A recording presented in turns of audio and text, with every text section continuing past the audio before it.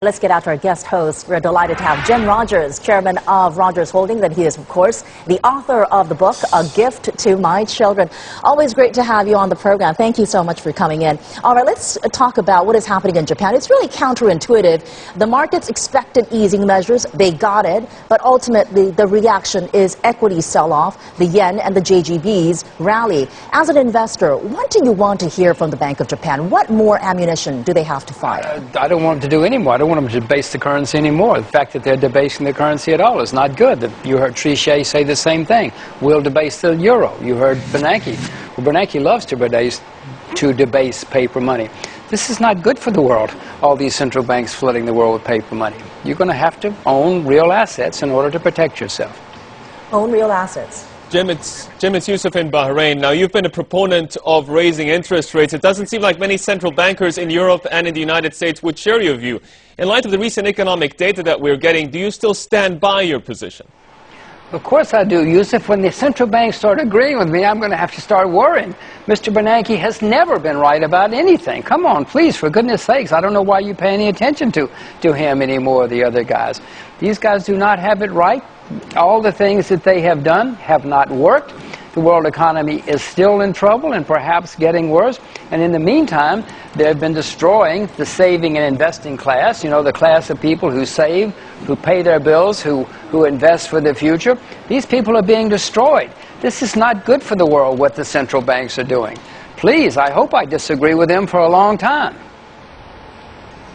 I hope you do too, Jim, because it definitely makes for an interesting interview. But this is Maitri in London.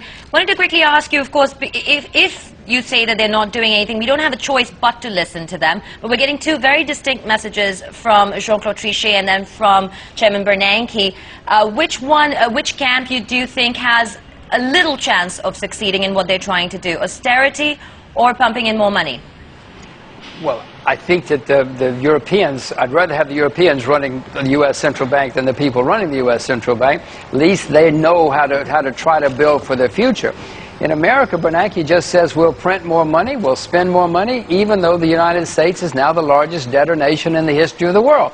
Nothing Bernanke has ever said has turned out to be right. Please go back and look up his record, and you will see the man just doesn't understand economics, he doesn't understand finance, he doesn't understand currencies.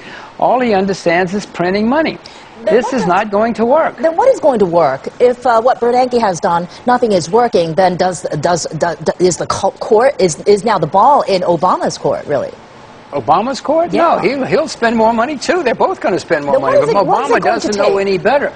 The things that have worked in the past, Chloe, have been when you go bankrupt, you reorganize, and you start over. You have a painful period for a while, and then you start over.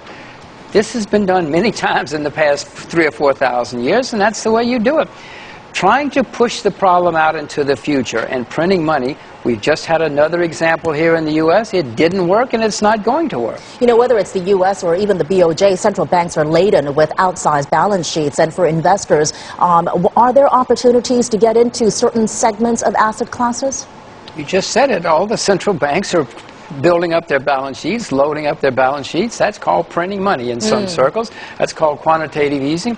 Throughout history, when governments have printed money, the main way to protect yourself and to make money is through real assets, whether it's silver or rice or natural gas, you pick it. Right. Paper money is not going to do it for you.